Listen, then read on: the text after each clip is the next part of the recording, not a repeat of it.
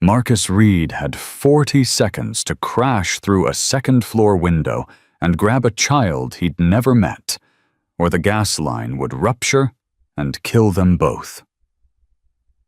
After 7 months of homeschool isolation, after CPS visited twice and found nothing wrong, after a church congregation told 6-year-old Lily Martinez to stop telling tales, her stepmother Christine had locked her in a bedroom and set the house on fire.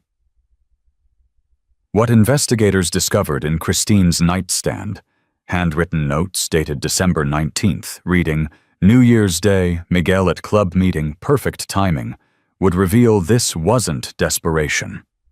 It was calculation, and the $387,000 insurance policy with a forged signature would prove Christine had done this before.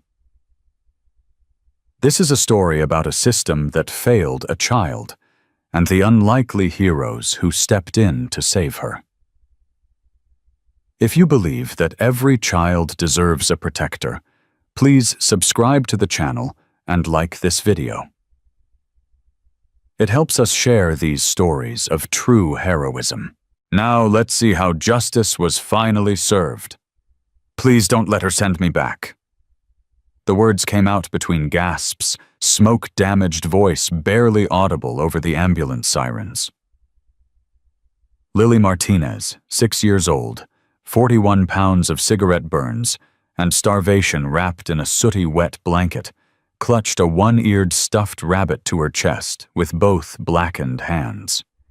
She was looking at Marcus Reed like he was the only person in the world who could save her. Marcus was 17. His shoulder was dislocated, his forearms wrapped in gauze from second-degree burns, and 20 minutes ago he'd been delivering pizza 3 houses down when he heard the screaming. Now, he was lying on a gurney across from this terrified child who thought the fire was the least dangerous thing that had happened to her today. And she was right. New Year's Day, January 1st, 2025, 4:47 p.m., Modesto, California. Temperature 52 degrees, overcast winter afternoon, the kind of quiet suburban day where nothing bad is supposed to happen. Pinewood Terrace looked like every other house on the block. 2-story residential, beige siding, small front yard with brown grass from drought restrictions. A tire swing hanging from the oak tree. The kind of place where families barbecue on weekends and kids ride bikes in circles. But inside that ordinary house, for the past 19 months, Christine Marie Webb Martinez had been building a prison. Lily's bedroom, 9 feet by 11 feet, second floor, overlooking the backyard, had a sliding bolt lock on the outside of the door.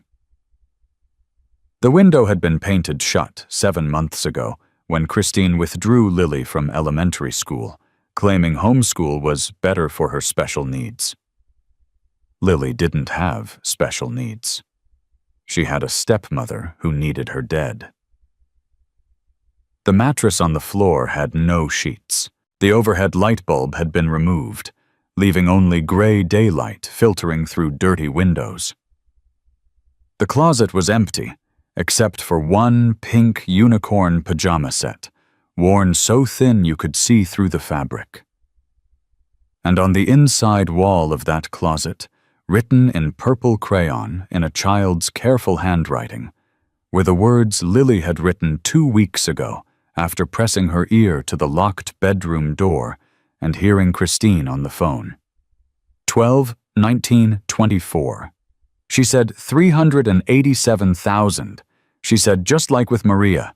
She said, New Year's Day. He's got that club meeting thing. Lily didn't understand all of it. She was 6. But she understood enough to know that Christine was planning something terrible, and that it involved her daddy being gone, and money, and someone named Maria Isabel Martinez. Lily's mother. dead 19 months ago in a house fire officially ruled gas leak explosion.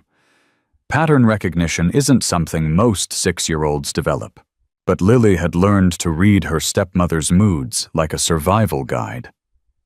She knew the difference between regular angry and planning angry. She knew when Christine's voice went sugar-sweet in public and venom-sharp behind closed doors.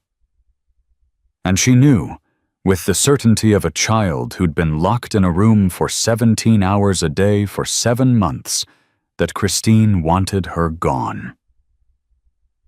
What Lily didn't know, couldn't know, was that 3 houses down, Marcus Daniel Webb was about to make the worst delivery of his young life, or the best, depending on how you measured it. Marcus worked at Pizza Palace. Red polo uniform with a name tag, black work pants, non-slip shoes that squeaked on linoleum. 30 hours a week minimum to keep the lights on in the apartment he shared with his mother, who had multiple sclerosis and couldn't work anymore. His father had left 5 years ago, just walked out one Tuesday morning and never came back. Child support checks stopped after 4 months. Marcus was 12 when he learned that some people make promises they never intend to keep. He was 17 now, senior year at Modesto High, 3.7 GPA because he couldn't afford college without scholarships, already on final warning at Pizza Palace for being 3 minutes late last week because his mom's wheelchair got stuck in the bathroom doorframe and he couldn't just leave her there. Honor student. 2 jobs, too busy keeping his family alive to have friends. His classmates called him boring, his teachers called him dependable, his manager called him acceptable but needs improvement on punctuality. Nobody called him a hero. Not yet. 3 p.m.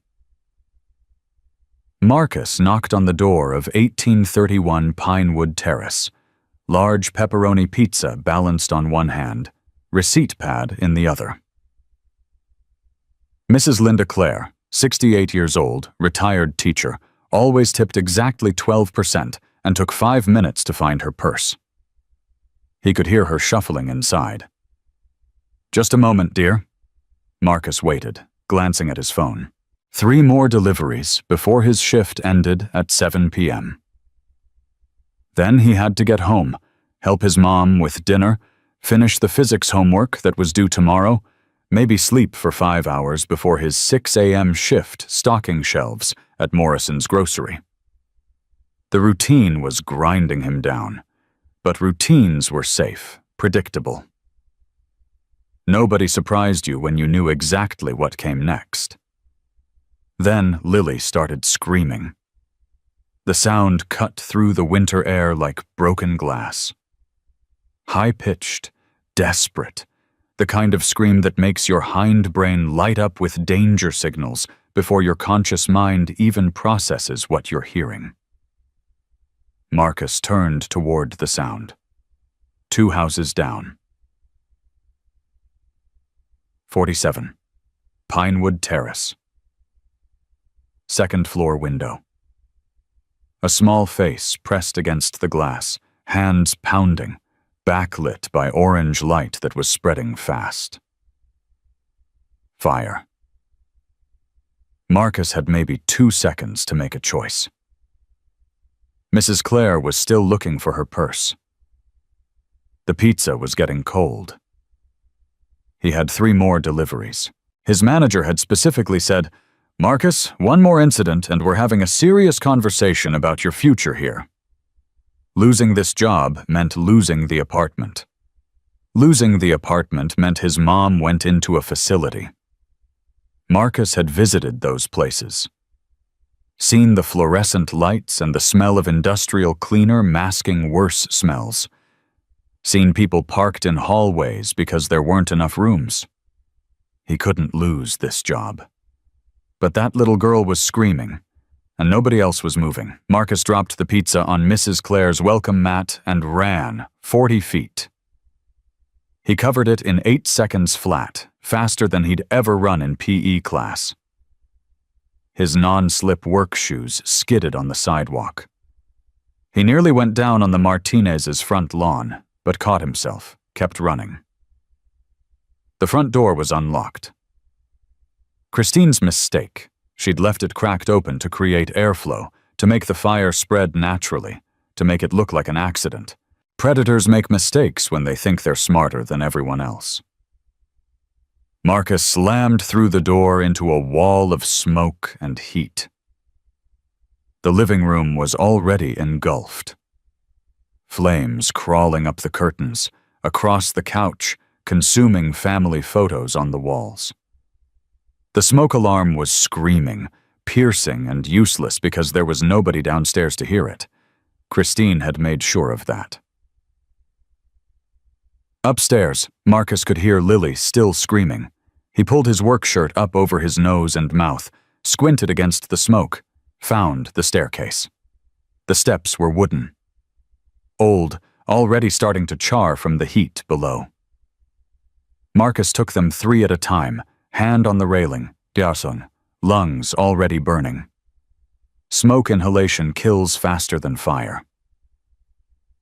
His mom had told him that once, back when she was still a school nurse, back before the MS took her career and her mobility and left Marcus scrambling to hold their lives together. He had maybe 2 minutes before the smoke overwhelmed him. The second-floor hallway had 3 doors, 2 open, 1 closed with a sliding bolt lock on the outside. The locked door was vibrating from the force of a child's fists pounding on the other side. Marcus slid the bolt. The door flew open. Lily Martinez stood there in pink unicorn pajamas that were too small, too thin, holes in the fabric. No shoes. Bare feet on a floor that was getting hot.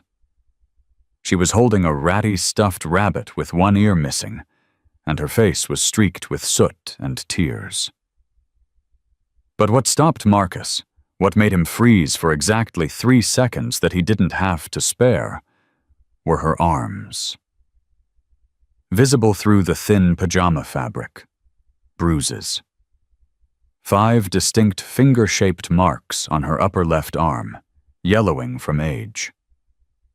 A circular burn mark on her right palm, perfectly round, consistent with a cigarette. And her eyes. 6 years old, but her eyes looked ancient. Exhausted. Like she'd stopped expecting adults to help her a long time ago. "Please," Lily whispered. "Please don't leave me." Behind them, the hallway was filling with smoke. Below them, something exploded, probably a window shattering from the heat. They had seconds. Marcus grabbed Lily, wrapped her in the wet blanket from the bathroom next door, soaked it fast under the sink, no time to explain, just move, and pulled her against his chest. She weighed nothing. 41 pounds. She should have weighed 50 minimum for a 6-year-old. Starvation does that, makes children smaller, makes them easier to hide. The staircase was fully engulfed now, no way down. Marcus turned to the window at the end of the hall, 2nd floor, maybe 12 feet to the ground, bushes below. The glass was already cracking from the heat, but hadn't shattered yet. He had 1 play. "Hold on to me," Marcus said. "Don't let go." Lily wrapped her thin arms around his neck, stuffed rabbit crushed between them. Her heart was hammering against his chest like a trapped bird. Marcus wrapped the wet blanket around both of them, covered Lily's head, and crashed through the window. Glass exploded outward. They were airborne for maybe 1 second that felt like an hour. Then they hit the bushes, rolled, Marcus twisting mid-air to take the impact on his right shoulder instead of letting Lily hit the ground. Something in his shoulder made a sound like a tree branch snapping. pain white-hot and immediate, but he didn't let go of Lily. They rolled clear of the bushes. Marcus counted in his head. 1, 2, 3, 4. The house exploded. Gas line rupture. The blast blew out every remaining window, sent debris raining down across the yard, a fireball rolling up into the overcast sky. If they'd still been inside, if Marcus had hesitated for 10 more seconds, they would have been incinerated. Marcus lay on his back in the dead grass, Lily curled on his chest, both of them coughing, smoke-blind, ears ringing from the blast. His shoulder screamed. His forearms were burned where the glass had cut through. But Lily was breathing. Sirens in the distance, growing closer. Mrs. Clare was standing on her porch, phone to her ear. Pizza forgotten. 2 other neighbors were emerging from their houses, staring at the fireball that used to be 1847 Pinewood Terrace. And Marcus realized, with the clarity that comes from shock and adrenaline, that he'd just done something monumentally stupid. He'd lost the pizza, left Mrs. Clare's delivery incomplete, destroyed his work uniform, probably lost his job. But the little girl in his arms was alive. So maybe it was the right kind of stupid.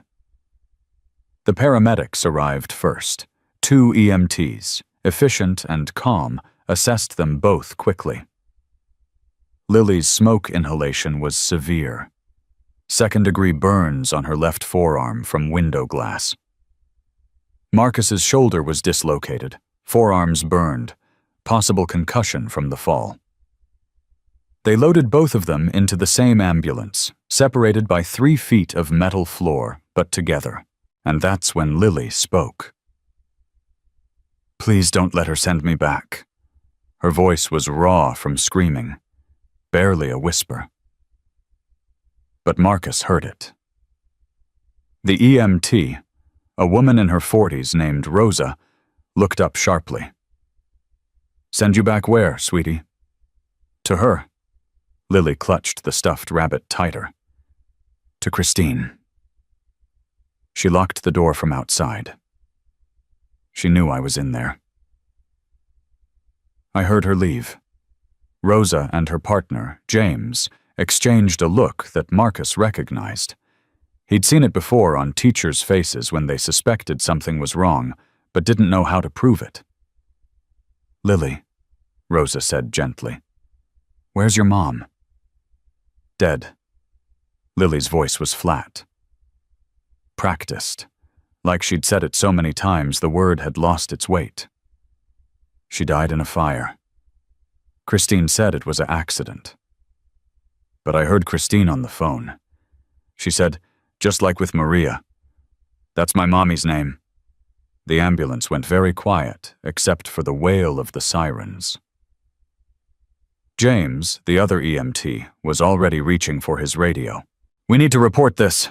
Suspected arson, possible child endangerment. Where's your daddy, honey?" Rosa asked. "Club meeting?" Lily's eyes were locked on Marcus now, like he was a lighthouse in a storm. "He has meetings on New Year's Day." Christine knew. I heard her say it on the phone. "New Year's Day. He's got that club meeting thing." Marcus's brain was trying to process this through the haze of pain and shock. This wasn't just a house fire. This was attempted murder of a 6-year-old child by her own stepmother.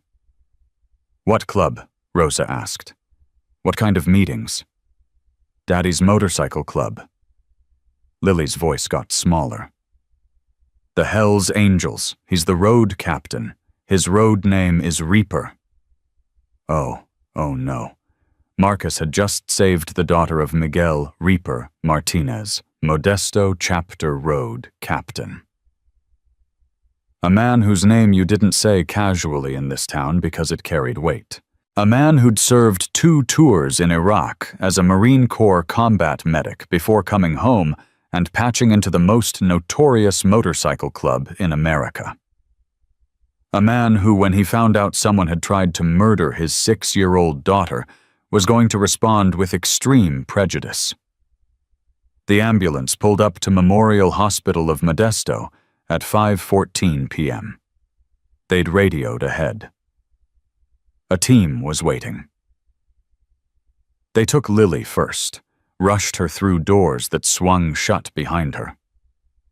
Rosa stayed with Marcus, helped him onto a second gurney, but before they wheeled him away, she looked at him with something that might have been respect. "You ran into a burning building for a kid you didn't know," she said. "That was either the bravest or the stupidest thing I've seen this year." "Probably both," Marcus managed. His shoulder was a white-hot ball of agony now that the adrenaline was wearing off. "What's your name?" "Marcus. Marcus Reed." Rosa wrote it down. "Well, Marcus Reed, that little girl is alive because of you. I don't know if anyone's told you that yet, but you should hear it. You saved her life." And then Rosa pushed his gurney through the emergency room doors, and the chaos began. Miguel Reaper Martinez's phone rang at 5:19 p.m. He was at the Modesto Hells Angels Clubhouse, 2847 McHenry Avenue, in the middle of a quarterly officers' meeting. 13 patched members, discussing route plans for the spring charity ride, arguing about which vendor to use for new t-shirts, the kind of mundane business that keeps a motorcycle club functioning. Miguel's phone lit up with a number he didn't recognize. He almost ignored it. Then he saw the caller ID, Memorial Hospital, Modesto. His blood went cold. He answered on the first ring. "This is Martinez." "Mr. Martinez, this is Dr. Elena Ruiz calling from Memorial Hospital.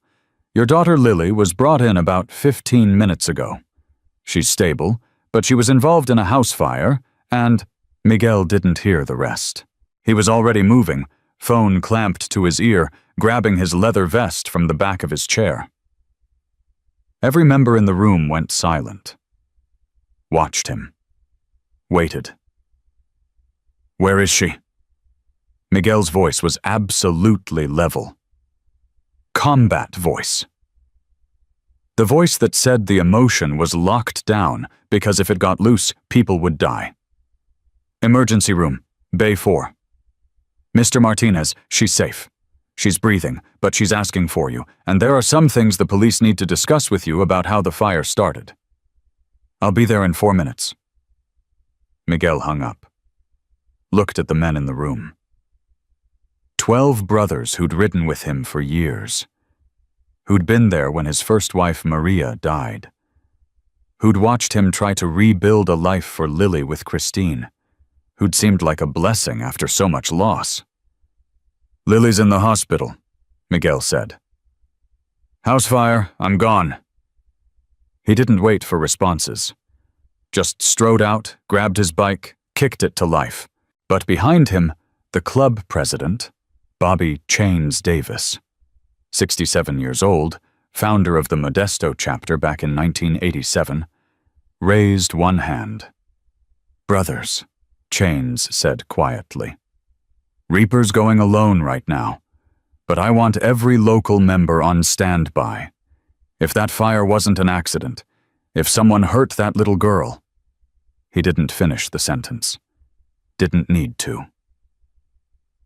Every man in the room understood. Miguel made it to the hospital in 3 minutes and 40 seconds, breaking every traffic law in Modesto. He parked illegally in the ambulance bay. Didn't care, just ran through the emergency room doors, still wearing his vest with the Hells Angels death head patch across the back. Security started to move toward him. A nurse intercepted them. "That's Martinez. His daughter's in Bay 4. Let him through." They let him through. Miguel found Bay 4, pulled back the curtain, and stopped. Lily was in a hospital bed that made her look even smaller than she was. oxygen mask on her face. In her tiny arm, her left forearm was bandaged. Burns, the chart on the wall said. 2nd degree. Her skin was gray with soot, her hair tangled and singed. And when she saw him, she started crying, not scared crying, relief crying. "Daddy," she sobbed. "Daddy, I'm sorry, I'm so sorry." Miguel was at her side in 2 steps, one hand on her head, gentle, careful not to hurt her. "Baby girl, what are you apologizing for? You didn't do anything wrong." Christine said it was my fault. She said I played with matches. But I didn't, Daddy. I promise I didn't. She locked the door, and I couldn't get out, and... Miguel's hand stopped moving. Christine locked the door from the outside? Lily nodded, fresh tears streaming. She put the bolt thing on, like she always does. But this time there was fire, and I screamed and screamed, but nobody came except the pizza boy, and he broke the window and we jumped and... Slow down, baby. You're safe now. I've got you. But Miguel's mind was racing, combat brain kicking in, processing threat assessment. Christine had locked Lily in her room. During a fire. That wasn't panic. That wasn't an accident. That was murder. A doctor appeared at the curtain. Dr. Elena Ruiz, early 50s, calm eyes that had seen too much. "Mr. Martinez, can I speak with you for a moment?" Miguel looked at Lily. "I'll be right here, baby, right outside this curtain. I'm not going anywhere." He stepped out. Dr. Ruiz pulled him 3 feet away. Low voice, professional, but shaken. "Your daughter is going to be okay physically. The smoke inhalation was significant, but not life-threatening. The burns are 2nd degree. They'll heal." "But Mr. Martinez..." She glanced at her tablet, then back at him. "When we examined her, we found evidence of chronic abuse, multiple bruises in various stages of healing, a burn mark on her right palm consistent with a cigarette. Severe malnutrition. She's 41 pounds. She should be minimum 48 for her age and height. And there are ligature marks on her wrists, old scarring that suggests prolonged restraint." Miguel heard the words.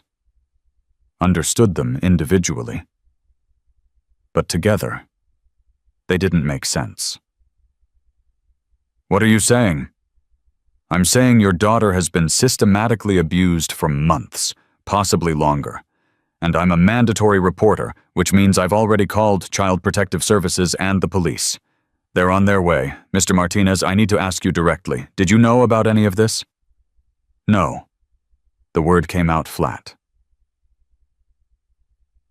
Hollow. I work 60 hours a week. Auto mechanic.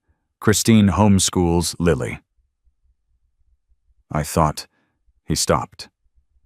Thought about how Christine had subtly pushed him away from Lily over the past year. How she'd said Lily was going through a phase, needs female attention, you're so busy, let me handle it. How he'd believed her because she seemed devoted. Because she went to church every Sunday, volunteered for Sunday school, was respected in the community. Because predators are good at hiding in plain sight. "Where is Christine now?" Miguel asked. "We don't know. Police are looking for her. She wasn't at the scene when firefighters arrived." She left. Miguel's voice went very quiet. She set the fire, locked Lily inside, and left. Dr. Ruiz nodded. That's what Lily told the EMTs. And there's more. She said something about her mother Maria dying in a fire, and Christine saying, just like with Maria. "Mr. Martinez, how did your first wife die?" "House fire. 19 months ago. Gas leak explosion." And Christine was already in my life. We were seeing each other. I met her 3 months before Maria died. She helped me through the grief after, moved in 2 weeks after the funeral. We got married 4 months later. Miguel was hearing himself say it and realizing how insane it sounded, how fast it had moved. How convenient Christine had been, how planned. "Mr. Martinez, I think you need to call a lawyer, and I think your daughter needs to tell her story to someone who can help. But first," Dr. Ruiz glanced toward another bay across the emergency room. "There's someone you need to meet." She led him to Bay 7, pulled back the curtain. A teenage boy sat on the edge of a hospital bed, shirtless, shoulder heavily bandaged and immobilized. His forearms were wrapped in gauze. He was skinny, working-class skinny, the kind that comes from growing up without enough. Short brown hair, acne scars on his jaw, green eyes that looked exhausted.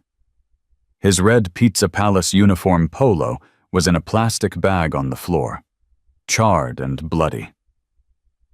"This is Marcus Reed," Dr. Ruiz said. "He's the one who pulled Lily out of the fire." Miguel looked at this kid. 17, maybe 18. Wearing a small silver cross necklace, Band-Aid on one knuckle, work shoes scuffed at the toes. "You ran into my house," Miguel said slowly, "while it was on fire." Marcus met his eyes. "Yes, sir." "You pulled my daughter out a second-floor window." "Yes, sir." "Why?" The kid blinked. "Because she was screaming." "A lot of people hear screaming. They call 911 and wait for professionals." "I did call. Well, someone else called, but the house was already going up and I didn't think she had time to wait." Marcus's voice was quiet, factual. Not looking for praise, just explaining. "I'm sorry about the property damage to your window and your bushes. We landed pretty hard." Miguel stared at him. This scrawny pizza delivery kid had just apologized for breaking a window while saving a child's life. "How's your shoulder?" Miguel asked. "Dislocated. They popped it back in. Hurts, but I'll live." "Your arms?" "Second-degree burns. Less serious than Lily's. They said I should heal fine." "You in school?" "Senior at Modesto High, 3.7 GPA." Marcus said it without pride, just fact. "I work at Pizza Palace part-time, and Morrison's grocery weekends. My mom's got MS, she can't work, so I—" He trailed off. Miguel was putting the pieces together. This kid was holding a family together on minimum wage and scholarship hopes. He couldn't afford to lose his job. Running into a burning building in the middle of a delivery had probably cost him exactly that. And he'd done it anyway. "Marcus," Miguel said, "look at me." The kid looked up. "You saved my daughter's life. That means you're family now. That means you're under club protection. You understand what that means?" "No, sir." "It means that whatever you need, medical bills, job help, college money, someone to watch your back, you've got 250 brothers who will answer that call. It means you just became untouchable. And it means when we find out what Christine did, when we expose every single piece of it, you're going to be part of that. Because I need to understand how my daughter ended up locked in a burning building, and you're the only person she trusts right now besides me." Marcus's eyes widened. "Sir, I don't need—" "Not about what you need. It's about what you earned. Blood debt is real in this club. You gave my daughter back her life. I'm giving you our protection." Miguel pulled out his phone. "I'm making a call now. And Marcus?" "Yes, sir." "If you get fired from Pizza Palace for saving my kid, I will personally ensure you have another job by tomorrow morning, one that pays better. Understood?" Marcus nodded slowly. "Understood." Miguel stepped back out into the hallway, dialed the number for the clubhouse. Chains answered on the first ring. "Chains, it's Reaper." Miguel's voice was level, controlled, dangerous. "I need every brother within 200 miles at the clubhouse, now." A pause.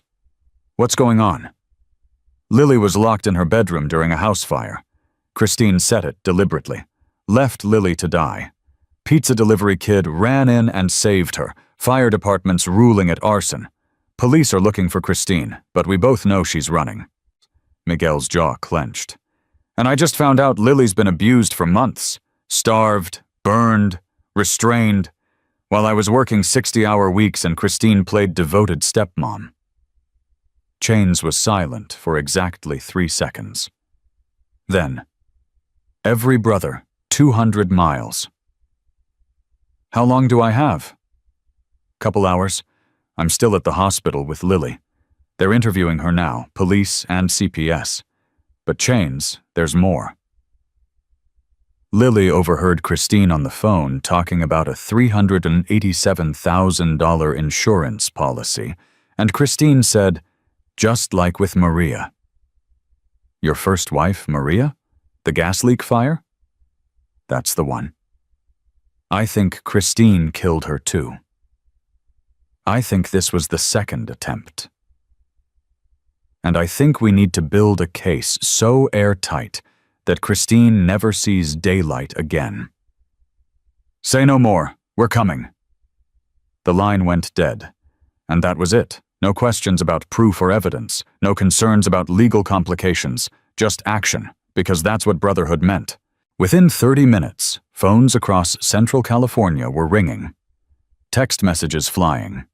Emergency call-outs going to every patched member, every chapter within 200 miles, Modesto, Sacramento, Stockton, Bay Area chapters. By 9 p.m., 250 motorcycles would be staged at the Modesto Clubhouse, the largest coordinated mobilization in Central Valley history. But first, the police needed to hear Lily's story. Detective Sarah Chen, Modesto PD, 34 years old, sharp-eyed and patient, sat with Lily in a private room while a child advocate named Patricia Gomez took notes. Miguel stood in the corner, silent, letting his daughter speak. Lily, Detective Chen said gently, can you tell me what happened today? Lily clutched her stuffed rabbit. Mr. Hoppy. Missing one ear, worn from years of comfort. She looked at her daddy. He nodded. Christine locked me in my room, Lily said. Her voice was small but steady.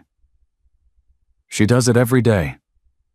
She puts the bolt on from outside and I have to stay there until she lets me out.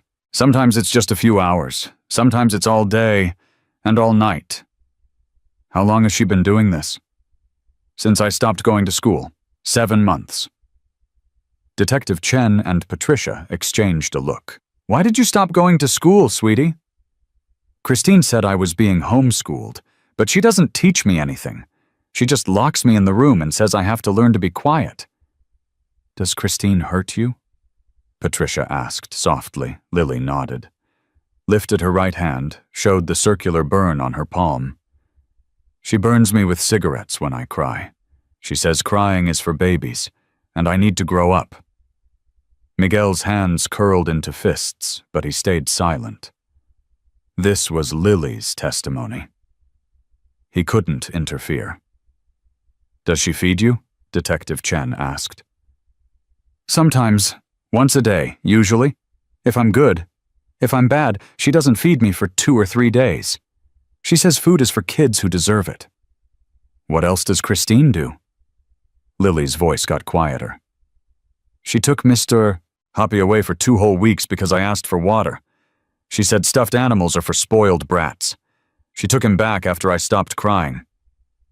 Lily, Detective Chen leaned forward. Today, with the fire. Can you tell me exactly what happened? Christine came into my room at lunchtime. She didn't bring food. She just looked at me and said, I'm sorry, but this is the only way. Then she left and locked the door. I heard her go downstairs. Then I smelled smoke. I tried to open the door, but it was locked. I screamed, but nobody came. The fire got bigger, and I couldn't breathe, and then the pizza boy broke the window and we jumped out. Where was your daddy? Club meeting. Christine knew. I heard her on the phone 2 weeks ago. She was talking to a man. She said, New Year's Day. He's got that club meeting thing, perfect timing. And she said something about money, $387,000. Detective Chen's pen stopped moving. She said that exact number? I wrote it down. Lily looked at Miguel. In my closet, with my crayons. I wrote down the words so I wouldn't forget. Can we see that? Detective Chen asked. Miguel pulled out his phone. House is a crime scene now, but firefighters took photos. I can get you access. Detective Chen nodded, made a note. Lily, did Christine ever talk about your mother, Maria? Lily's eyes filled with tears. She said Mommy died because she was clumsy. But on the phone, Christine said, just like with Maria, like she did something to Mommy. And there it was, a 6-year-old child connecting dots that adults had missed. Miguel closed his eyes. Maria hadn't died in an accident.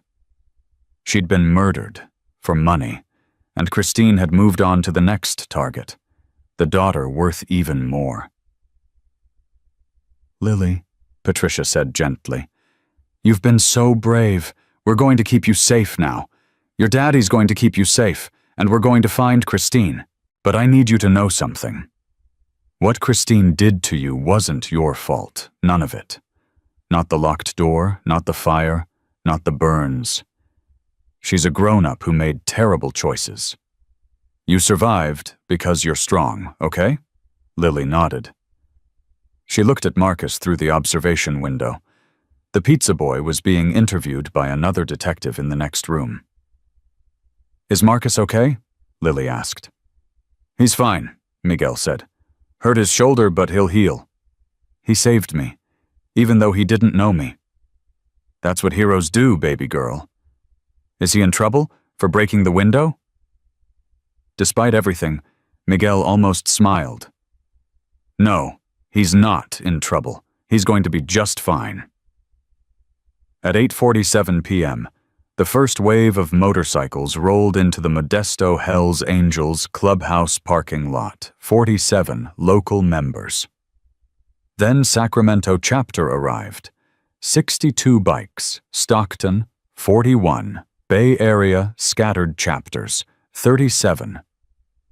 50 motorcycles total. 50 brothers. The rumble shook windows for 6 blocks.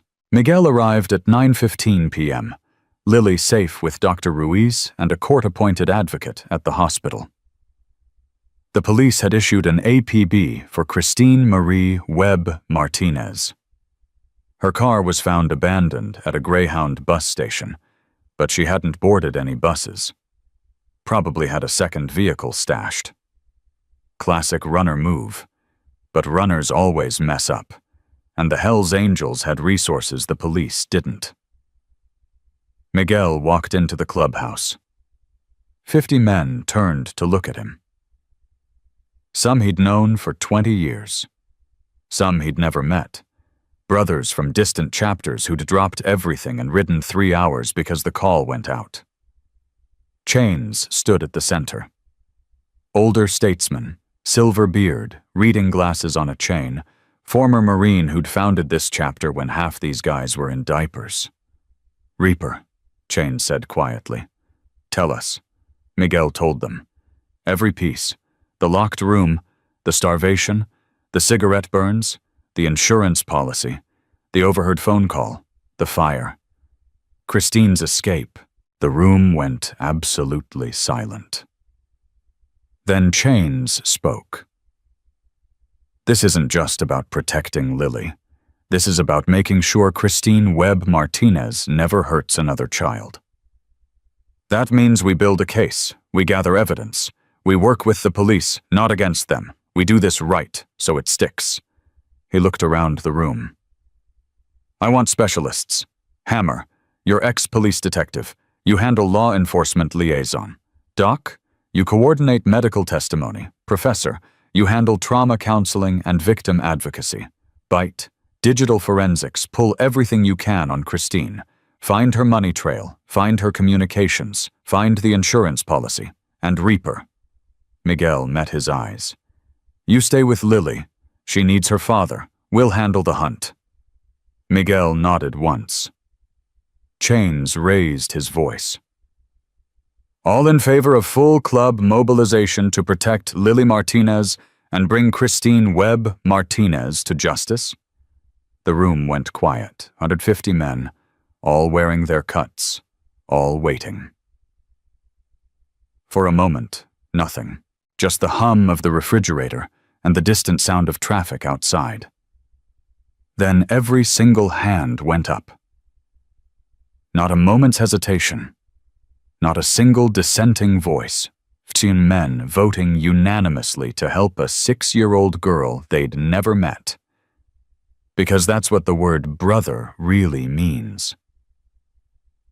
Miguel looked at these men. These scary-looking, tattooed, leather-wearing men who society told you to fear. And he felt something he hadn't felt in 19 months. Hope. Thank you, he said quietly. All of you, for my daughter. Thank you. Chains nodded. We move at dawn. Hammer, coordinate with Modesto PD. Bite, start pulling records tonight. Doc, I need you at the hospital tomorrow morning. Lily trusts you. Professor, same. Build rapport. He looked at Miguel. And we need the kid, Marcus Reed, the pizza boy. He's the only other witness to what happened in that house. We protect him too. Already done, Miguel said. Told him he's under club protection, blood debt. Good, because here's the thing. Chains looked around the room. Christine Webb Martinez thinks she's smart. Thinks she can kill 2 people, steal $387,000, and disappear. She doesn't know that pissing off 250 Hells Angels is the worst mistake of her life. We're going to find her. We're going to expose every crime she's ever committed. And we're going to make sure Lily Martinez grows up safe, healthy, and surrounded by people who actually protect children. Let's get to work. And just like that, the largest biker mobilization in Central Valley history began. Not with violence. Not with chaos, with precision, with purpose, with a 6-year-old girl's safety as the mission. Dawn broke over Modesto at 6:34 a.m. on January 2nd, 2025. The temperature had dropped to 44 degrees overnight. Frost crystallized on parked cars. The city was quiet, post-holiday stillness. Most people sleeping off New Year's celebrations. And then the rumble started. Low at first, distant, like thunder rolling in from 3 directions at once. Then it grew, deeper, louder, a sound that vibrated in your chest cavity, that set off car alarms, that made windows rattle in their frames. 50 Harley-Davidson motorcycles converging on Stanislaus County Sheriff's Office. 250 E. Hackett Road. Now, you might be thinking, 250. Hell's Angels roaring up to a police station means confrontation, means territory dispute, means the kind of chaos that makes headlines and ends with arrests. That's the story you expected, isn't it? Maybe 20 years ago, that's exactly what would have happened. Bikers versus badges, old grudges, mutual distrust. But Chains hadn't built a brotherhood on rage. He'd built it on precision. The formation pulled out in disciplined rows, tight, smooth, practiced from years of riding together in funeral processions, charity runs, memorial rides. They rolled in like a military convoy, leather jackets bearing the same insignia, Hell's Angels death head, California bottom rocker. Chrome, gleaming in the early light. Faces set with purpose. They parked in perfect formation in the public lot across from the sheriff's office. Engines cutting off in waves, synchronized, until only silence remained. The sudden quiet after all that noise felt heavy, expectant. 150 men standing beside their bikes, not moving, not shouting, simply present. A wall of leather and ink and controlled power. Sheriff's deputies were already outside, hands near their belts. Uncertain. You didn't get this many bikers showing up at a police station unless something big was happening. Then Chains walked forward. Alone. Hands visible. Empty. No threat. Behind him. Hammer. The ex-detective. Miguel. Doc. Professor. Bite. Chains stopped 10 feet from the nervous deputies and spoke. Calm. Clear. We're here to assist with the Christine Webb Martinez investigation. Arson, attempted murder of a minor, insurance fraud. We have evidence to submit and witnesses to interview. We're not here for trouble. We're here for justice. The senior deputy, a man named Matthews, recognized Hammer. They'd worked together 15 years ago. Hammer, that you? It is. And we've got a case to build. Christine tried to murder a 6-year-old girl yesterday. The girl's father is one of ours. We've spent the night gathering evidence, legal evidence, chain of custody documented. We want to coordinate with Detective Chen. Matthews relaxed, fractionally. She's inside, but why bring... He gestured at the 250 men behind them. Because, Chains said quietly, we want Christine Webb Martinez to know that when you hurt a child, when you try to burn a 6-year-old alive for insurance money, you don't just face the legal system. You face a community that refuses to look away. Every man here took time off work, rode through freezing cold to stand witness. We're not vigilantes. We're citizens exercising our right to participate in justice. Matthews nodded slowly. Wait here. I'll get Detective Chen. 5 minutes later, Detective Sarah Chen emerged. She looked at the wall of motorcycles, the disciplined formation, and something shifted in her expression. Reaper, she said, looking at Miguel. This about your daughter? Yes, ma'am. And about building a case so airtight that Christine never walks free. Chen studied the group. Then, come inside. Bring your evidence teams. But only 6 of you at a time. The rest wait here. Understood, Chen said. He turned to the assembled brothers. You heard her. Orderly, respectful. We're here to help, not hinder. The operation began with the coordinated efficiency of men who'd ridden together for years, who understood chain of command, who knew when to speak and when to stand silent. Hammer and Bite went in first with 2 evidence boxes, digital forensics and financial records. What Bite had found in 8 hours of work would make prosecutors weep with joy. He'd pulled Christine's internet history from her service provider's backup servers. Searches dating back 11 months. How long does insurance investigation take? Can beneficiary be charged if insured dies suspiciously? Accidental house fire statistics, California. Arson investigation detectability. How to forge signature on legal documents. He'd found deleted emails between Christine and an insurance broker, Anthony Reeves, showing Christine had taken out the $387,000 policy on Lily 8 months ago, May 17, 2024. The application showed Miguel's signature. But Bite had pulled a handwriting sample from Miguel's auto shop paperwork. The signature on the insurance forms didn't match. Forged. Badly.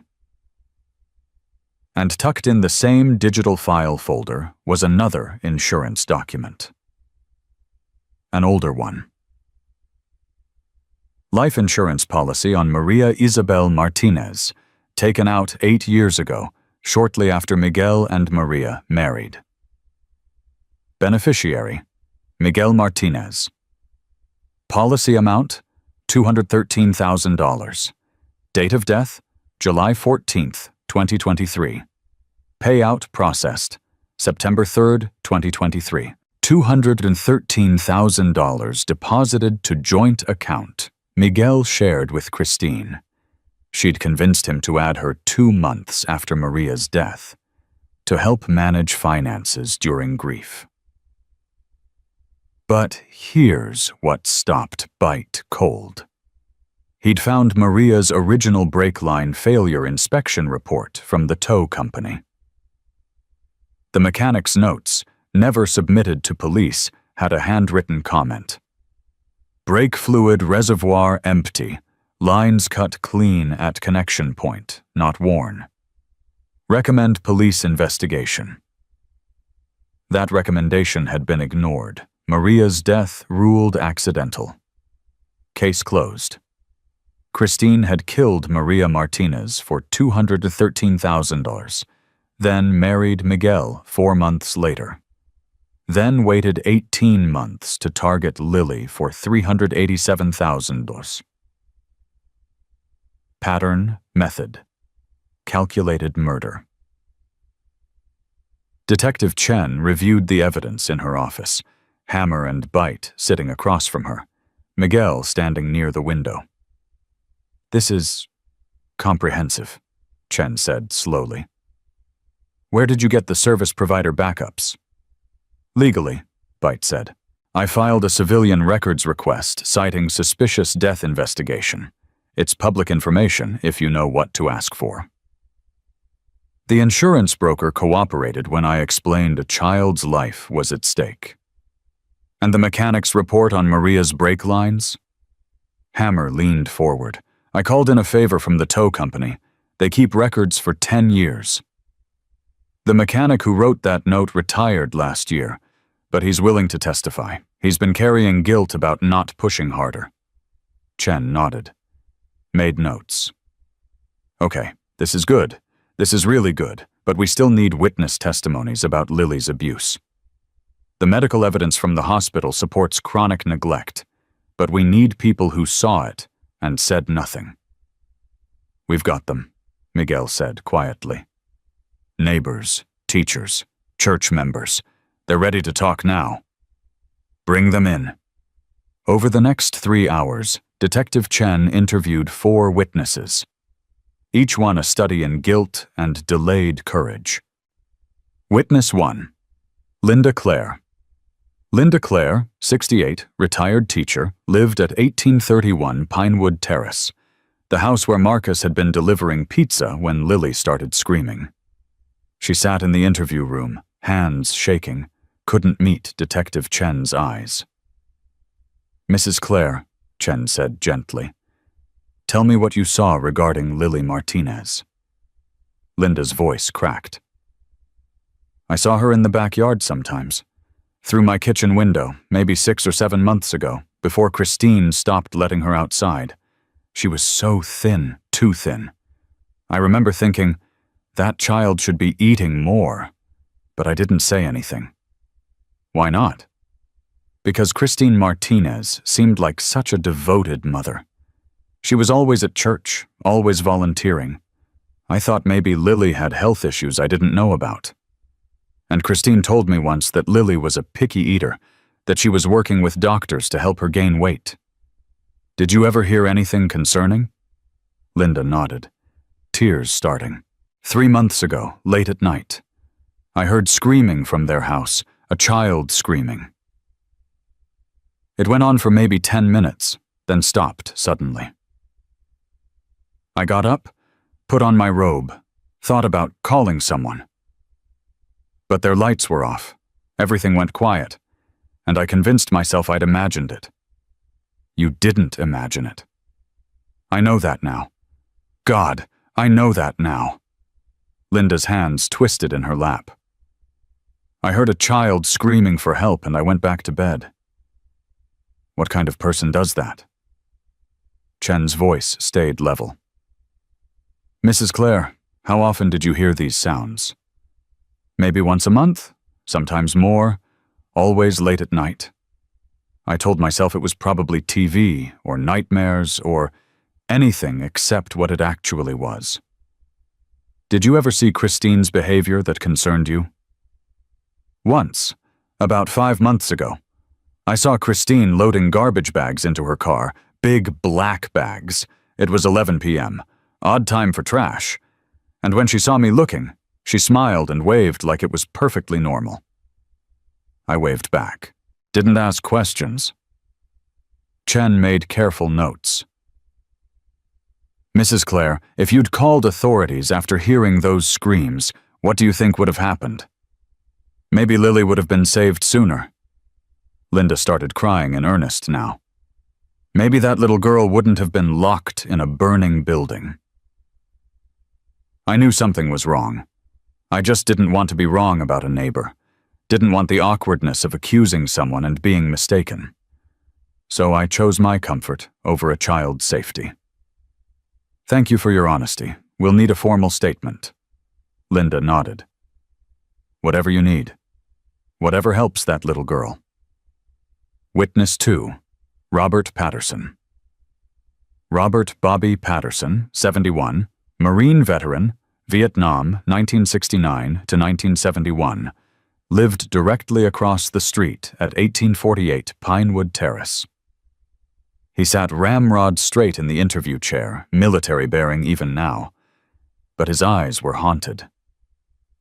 Mr. Patterson, Detective Chen began, what did you observe regarding Lily Martinez? She stopped playing outside 7 months ago, Bobby said immediately. Used to see her in the front yard with chalk, drawing on the sidewalk. Then one day, nothing. Never saw her outside again. Did you ask Christine about it? Yes, ma'am.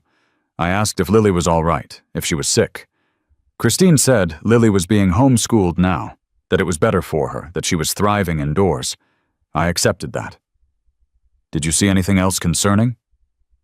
Bobby's jaw tightened. I have a doorbell camera. Motion activated. It captured Christine's car leaving the house at 4:52 p.m. on January 1st, 7 minutes after the fire department estimates the fire started. I reviewed the footage last night after hearing about the arrest warrant. You have footage of Christine leaving while the house was burning? Yes, ma'am. She walked to her car calmly. No panic, no running, just got in and drove away. I can provide the digital file. Chen leaned forward. Mr. Patterson, why didn't you call 911 when you saw the fire? I was inside, didn't see the fire starting, heard the sirens, came outside, saw flames, but by then first responders were already there. I saw Christine's car was gone, but assumed she'd left earlier, before the fire. Didn't occur to me she'd started it. But you've been a Marine. You're trained to notice threats. Did anything about Christine concern you before this? Bobby's voice went quiet. She was too perfect, too devoted, too eager to tell everyone what a good mother she was. In my experience, people who talk the most about their virtue are often compensating for lack of it. But you didn't report these suspicions. No, ma'am, I didn't, because suspicion isn't evidence, and I didn't want to be the paranoid vet who sees threats everywhere. He met Chen's eyes. I was wrong. I should have trusted my instincts. That child suffered because I didn't. We'll need that doorbell footage and a formal statement. You'll have both within the hour. Witness 3. Sharon Michaels. Sharon Michaels, 54, former Sunday school coordinator at Modesto Community Church, where Christine had volunteered weekly. She looked ill, hadn't slept, kept twisting a tissue in her hands. Mrs. Michaels, Detective Chen said, tell me about your interactions with Lily Martinez at church. Sharon's voice was barely audible. Lily attended Sunday school with Christine for about 8 months, from March through October last year. She was quiet, never participated, just sat in the corner clutching that stuffed rabbit. Did she ever try to talk to you? Sharon closed her eyes. Yes. Once, September 15th. I remember, because it was the Sunday before our fall festival. Lily came up to me during snack time and whispered, "Mrs. Patterson, Christine locks me in my room and doesn't give me food sometimes. Can you help me?" The room went very still. "What did you do?" Chen asked. "I told her," Sharon's voice broke. "I told her that we don't tell tales about our parents, that the Bible says to honor thy mother and father, that Christine was a godly woman who'd opened her heart to her, and Lily should be grateful, not making up stories for attention." "Then what happened?" Lily went back to her seat and didn't speak for the rest of class. And I went to Christine after service and told her that Lily was acting out, making accusations. Christine cried. She said Lily was still grieving her mother, that she sometimes lied to get sympathy, that it was so hard being a stepmother to a troubled child. Sharon looked at Detective Chen with red-rimmed eyes. I believed her. I chose to believe the adult over the child. And then Christine stopped bringing Lily to church. Said homeschooling was taking up Sundays now. I never saw Lily again. You're a mandated reporter, Mrs. Michaels.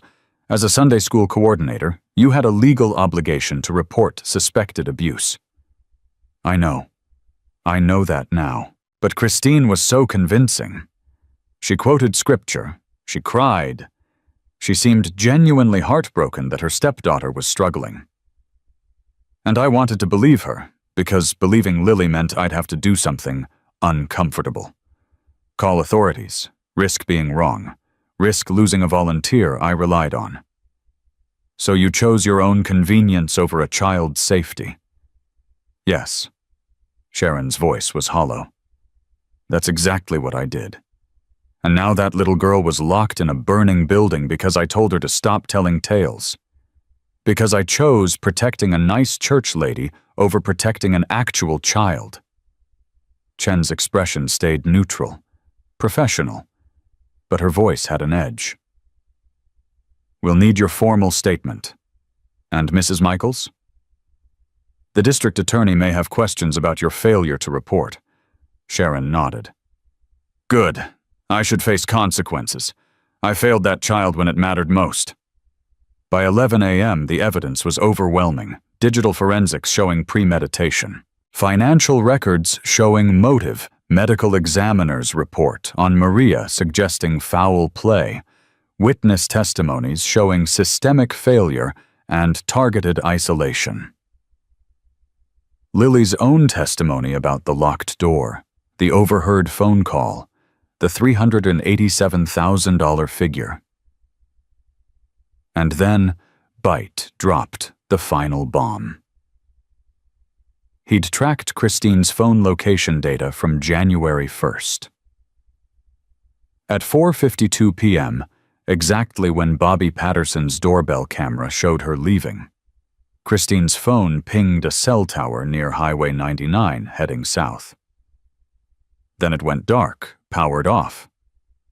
But Byte had also pulled her credit card records.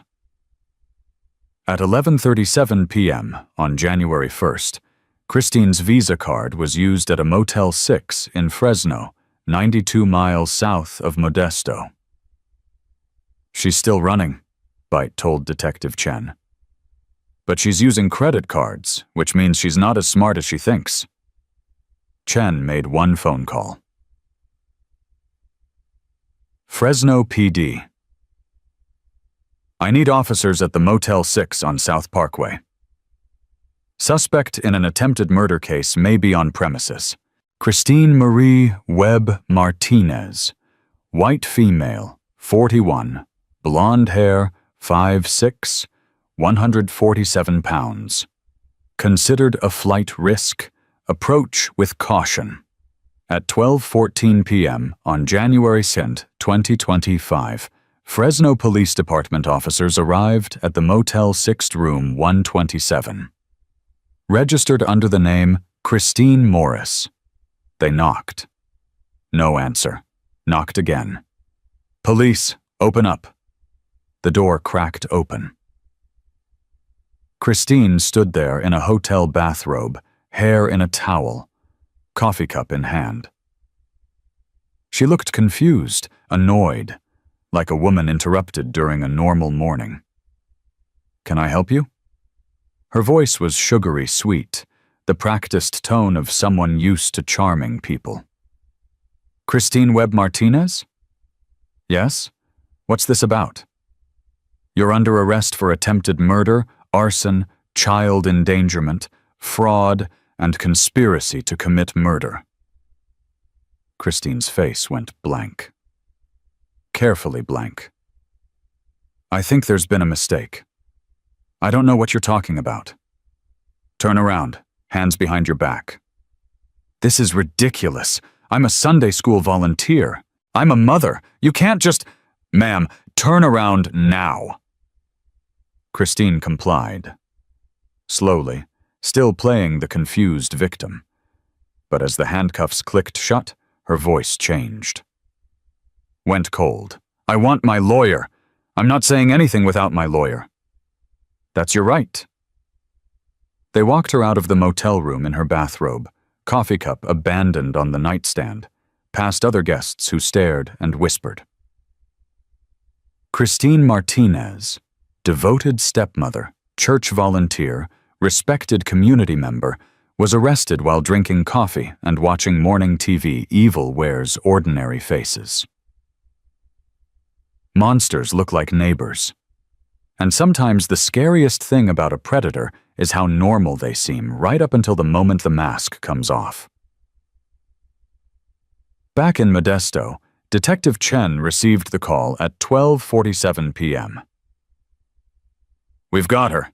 Fresno PD has Christine Webb Martinez in custody. She's being transported to Stanislaus County Jail for booking." Chen looked at Miguel, who'd been waiting in her office for 4 hours. "We got her." Miguel closed his eyes, took a breath. "Charges? Attempted murder of a minor, arson in the first degree, child endangerment, conspiracy to commit insurance fraud, forgery. We're also reopening the investigation into Maria Martinez's death. If the evidence supports it, we'll add murder charges for your first wife." "What about bail?" "Given the severity of charges and flight risk, she was literally caught fleeing to another city. I'll recommend bail be set at $750,000. A woman who tried to murder a child for money and has already demonstrated willingness to run isn't getting out of jail easily." Miguel nodded once. "Thank you for taking this seriously, for listening. Thank you for bringing evidence instead of taking justice into your own hands. I know that's what people expect from—" Chen gestured vaguely at the window, where 250 motorcycles were still parked in perfect formation. "From your community. But you did this right. Legal, clean. It'll stick in court because of that." Miguel stood. "Can I see Lily?" "She's at the hospital still. Doc Vasquez is with her, but yes, go. She needs her father." Miguel walked out of the sheriff's office. 50 men turned to look at him.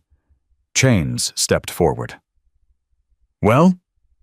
"They got Christine, Fresno. She's being transported back now. Charges include attempted murder and arson. They're reopening Maria's case for murder charges."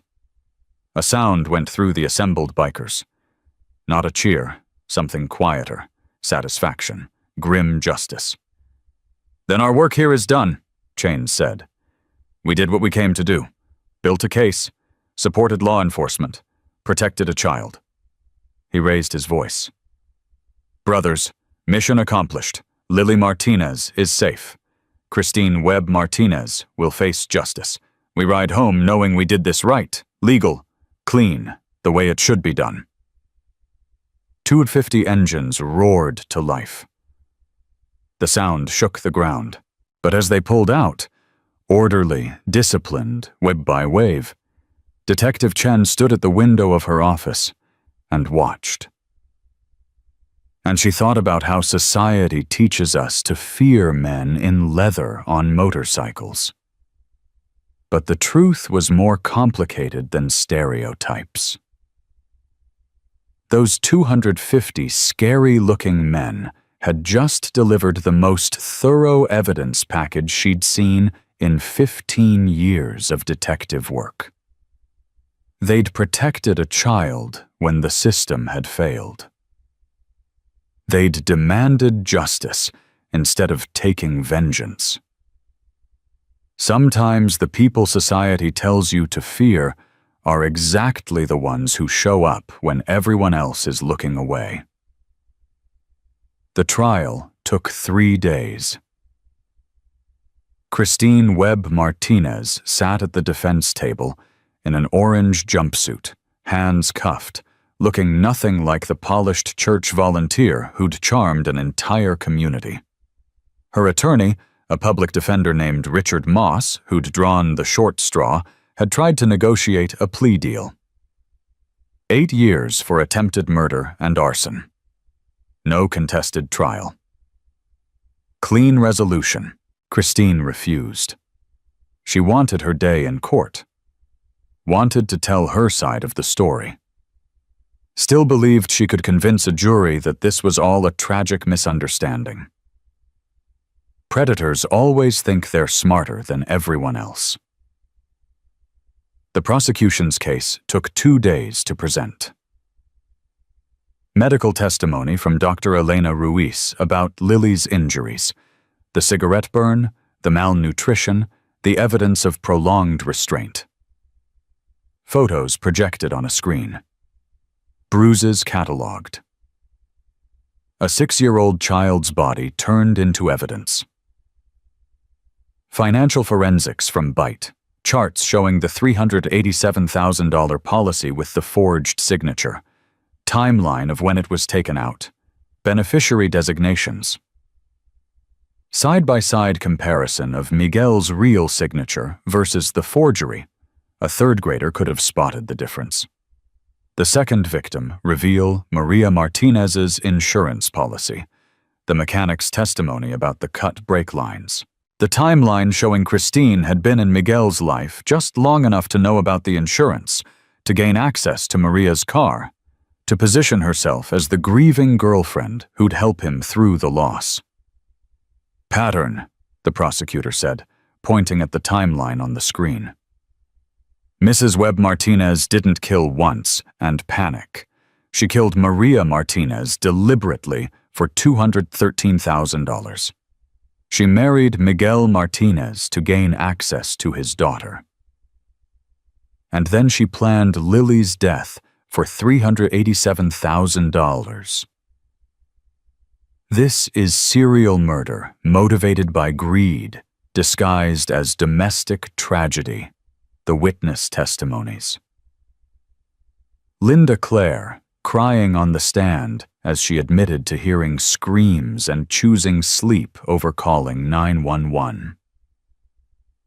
Robert Patterson, Marine Straight, delivering doorbell camera footage showing Christine leaving calmly at 4:52 p.m. while her stepdaughter burned inside. Sharon Michaels, Sunday school coordinator, admitting she'd told a 6-year-old to stop telling tales when Lily begged for help. Each testimony a brick in the wall, each confession a nail in Christine's coffin. And then Lily took the stand. They'd prepared her. Dr. Sarah Kim, the trauma therapist, had spent weeks helping Lily understand that telling the truth wasn't the same as being unkind. That adults who hurt children deserved consequences. That her voice mattered. Lily wore a purple dress. Her hair was clean, trimmed, pulled back with a butterfly clip. She'd gained 8 pounds since the fire, still underweight but improving. The cigarette burn on her palm was healing, pink scar tissue replacing the wound. She carried Mr. Hoppy, the one-eared stuffed rabbit. The judge had allowed it as a comfort item.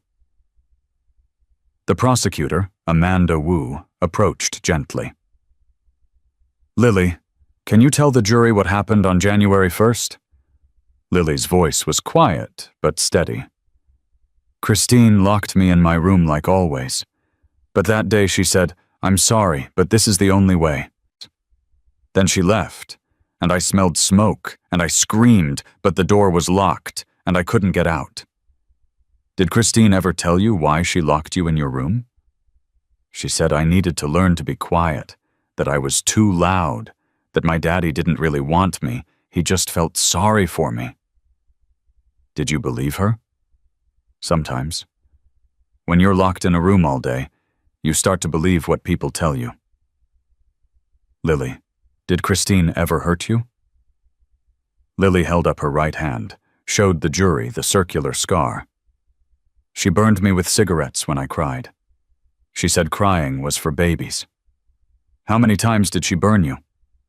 I don't know. Maybe 10 times. Maybe more. I stopped counting. The jury was silent. 12 faces staring at this small child who'd survived something incomprehensible.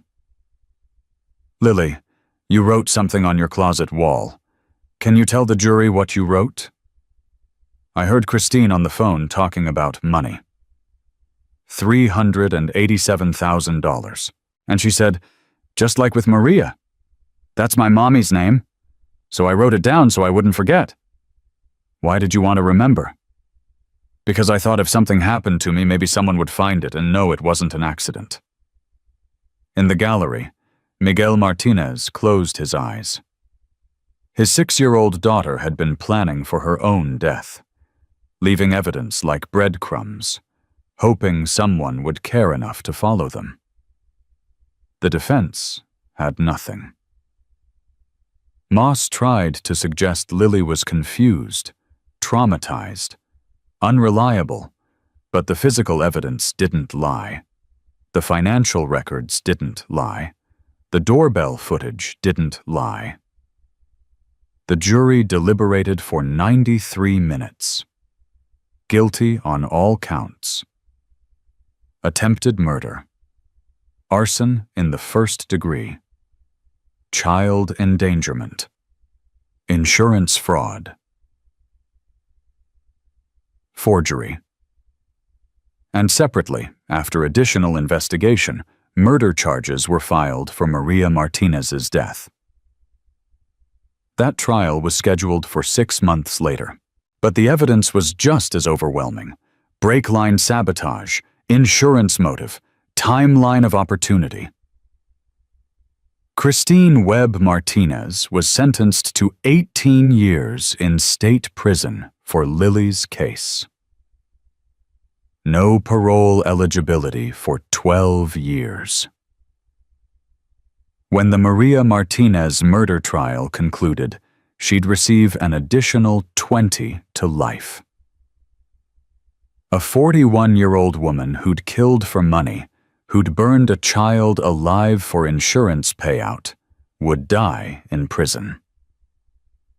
Judge Maria Costello delivered a statement that would be quoted in every news article about the case. Mrs. Webb Martinez, you weaponized trust. You wore the mask of devotion while planning murder. You betrayed a grieving man, destroyed his first family, and attempted to destroy what remained. You are a predator who hid behind Sunday school smiles and church volunteering.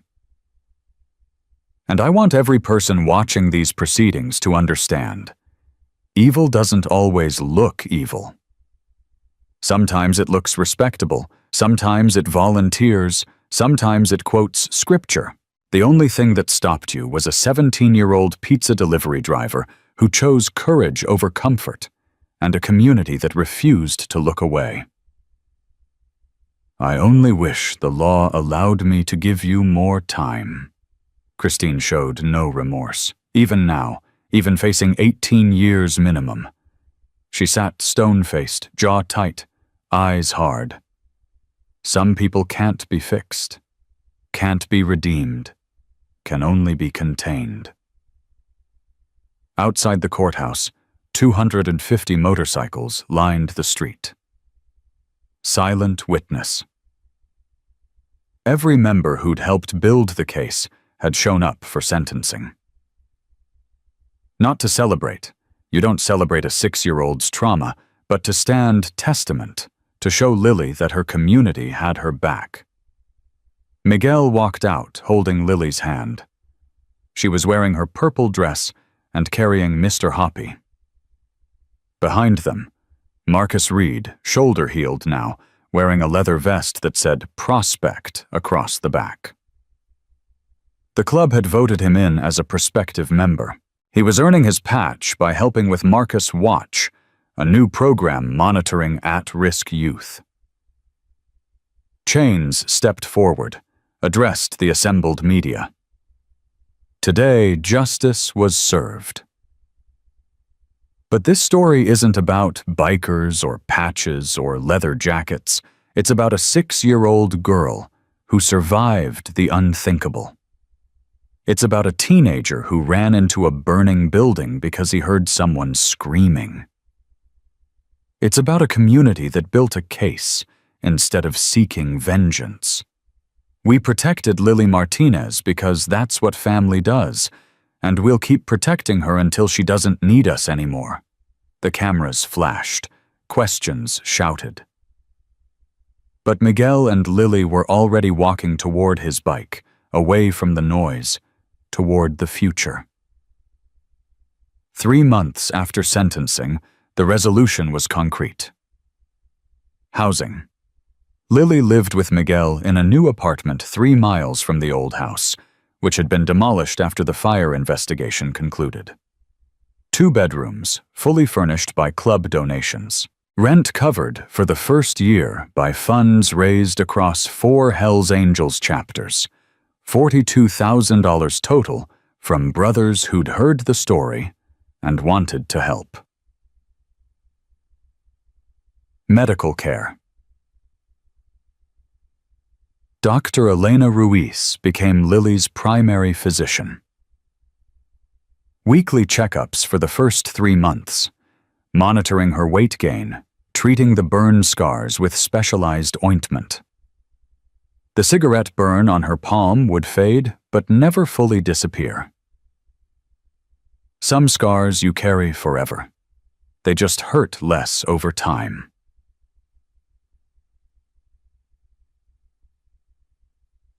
Therapy.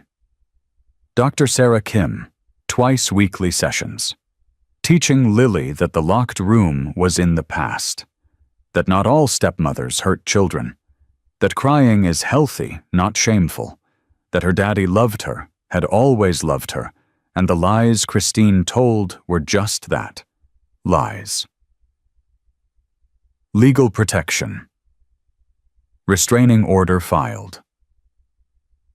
Christine wouldn't be eligible for parole until Lily was 18 anyway, but the order would extend beyond that. No contact, no letters, no third-party communication. Lily would never have to see Christine again. School. Lily returned to Pinewood Elementary in March. First grade, the grade she should have been in all along if Christine hadn't pulled her out. She struggled at first. 7 months of isolation had left gaps in her learning.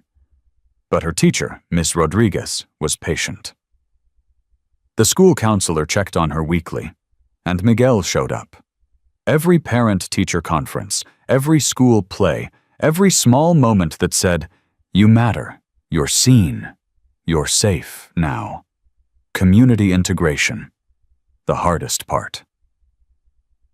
Lily was terrified of adults outside her immediate circle, flinched when teachers raised their voices, hoarded food in her backpack because 7 months of starvation had taught her that meals weren't guaranteed. But slowly, with therapy and time and the patience of people who cared, she began to trust again. Doc Vasquez taught her to braid hair. Professor Hayes read her stories every Thursday at the clubhouse. Bite showed her how to draw on a tablet, digital art that she could create and delete and recreate without fear of running out of paper. And Marcus, the pizza boy who'd crashed through a window, became something like a big brother. He visited twice a week, helped with homework, taught her card games, showed her that teenaged boys could be safe and kind and protective instead of threatening. Marcus had lost his Pizza Palace job, as expected. But Miguel had kept his promise. Marcus now worked at Miguel's auto shop, learning mechanics, making $17 an hour instead of minimum wage, enough to keep his mom's apartment, enough to start saving for community college. The club had voted him in as a prospect after 6 months of proving himself. He'd never planned to join a motorcycle club, but he'd learned that family isn't always about blood. Sometimes it's about who shows up when your world is burning down.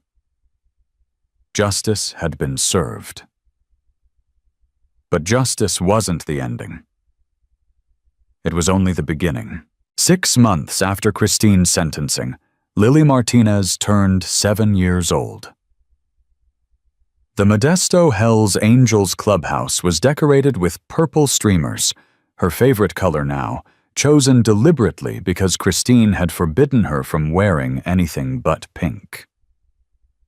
Balloons tied to every chair. A cake shaped like a butterfly, chocolate with vanilla frosting, sitting on a table surrounded by presents. 43 people crammed into the space, brothers and their families, Marcus and his mom in her wheelchair, Dr. Ruiz and Dr. Kim. Lily's first-grade teacher, Ms. Rodriguez. Even Judge Costello, who'd approved the protective custody arrangement. Lily stood in the center wearing a purple dress and light-up sneakers, healthy now, 52 pounds, exactly where she should be for her age. Her hair was clean and braided, with purple ribbons that Doc had taught her to tie herself. The cigarette burn scar on her palm had faded to pale pink, barely noticeable unless you knew to look for it. She looked 7, finally looked her age. And when everyone sang happy birthday, when she blew out the candles and made a wish, it wasn't a desperate plea for survival anymore. It was a real wish, a safe wish, a future wish. Miguel stood beside her, one hand on her shoulder, fighting tears. Because 6 months ago he'd thought he'd lost her. 6 months ago she'd been 41 pounds of starvation and cigarette burns locked in a burning building. Now she was blowing out birthday candles surrounded by people who'd moved heaven and earth to keep her safe. Marcus helped her open presents, a new art set from Bite, a frozen doll from Doc Vasquez, a chapter book from Professor Hayes, a purple motorcycle helmet from Chains, for when you're old enough to ride, little sister. And from Miguel, a locked diary with a purple cover and a silver key. For your thoughts, he said. The ones you want to keep private. Nobody will ever read this without your permission. It's yours, your voice, your story. Lily held it like precious treasure. Because for 7 months her voice hadn't mattered, her story had been erased. Christine had locked her away and pretended she didn't exist. Now she had a diary. A room with her name on the door. A father who showed up. A community that fought for her. Now she existed loudly. After cake, after presents, after the chaos of 43 people in too small a space, Lily sat on the clubhouse steps with Marcus. The sun was setting. The California sky painted pink and orange. Marcus? Lily asked quietly. Yeah? Why did you save me? You didn't know me. Marcus thought about it. Because you were screaming and nobody else was helping. That seemed wrong. But you could have lost your job. You did lose your job. Yeah, But you lost a lot more than a job if I didn't help, so it seemed like an easy choice. Lily was quiet for a moment. Then, "Thank you for not walking away." "You're welcome for not giving up." And inside the clubhouse, Miguel watched them through the window. His daughter and the teenager who'd given her back to him. Two kids who shouldn't have had to be heroes, but were.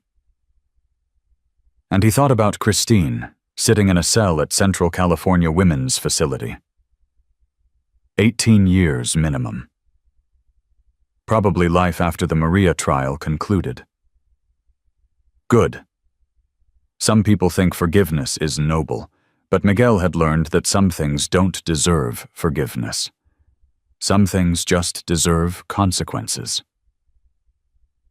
Christine had taken Maria from him, had tried to take Lily, had burned their house, their memories, their safety, and the system, CPS, the church, the neighbors, the school, had all failed to stop her.